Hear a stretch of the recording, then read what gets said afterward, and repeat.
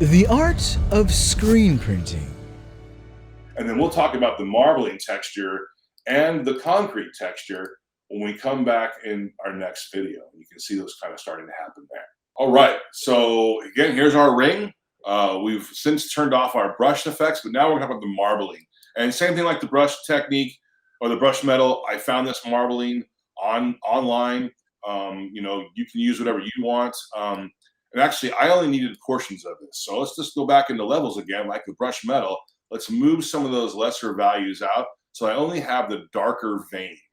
This is all I care about. And then I also wanted to darken them up a little bit, but let's use curves to give us the spots that we're seeing here, the real dark spots. I only want to bump those up. So you can see I'm going to take curves and kind of move up towards the darker areas of these. And you can kind of see them. If I click off on and off a preview, you can see how those have darkened up a little bit. Let me go back here. And then I took that same information and I applied it over here to our actual file. And if I go to the marbling, see here, right there, you can actually, let's go to this one. You can see where part of it is actually inside the center ring, just like the brush metal, because I got rid of what we didn't need. And then for the blue leaf, I'm going to go back actually into layers here where we have that and turn on the actual marbling. Oops. There. And also the blue leaf. You've heard of gold leaf flakes? Well, now I'm using turquoise.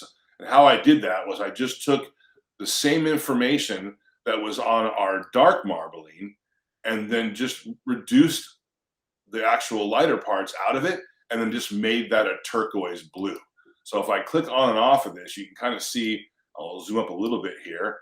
You can kind of see if I turn that off, how it's almost the same exact shape that we have in there, only I just made it blue. And it's on its own layer, so you can do that very easily. So coming back again to doing all your information that you know you're going to use for your image, do those in channels, and then apply those, select them, and apply those to a layer that's still over the top of your ring. And then you can change your opacity, you can change the color. You essentially can do the same thing with every texture that you decide to implement onto whatever design you're working on.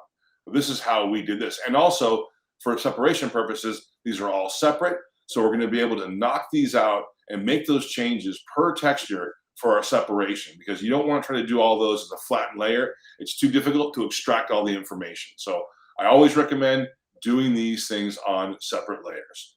And eventually we'll get to the other concrete texture that we have in there, and then we can move on from there.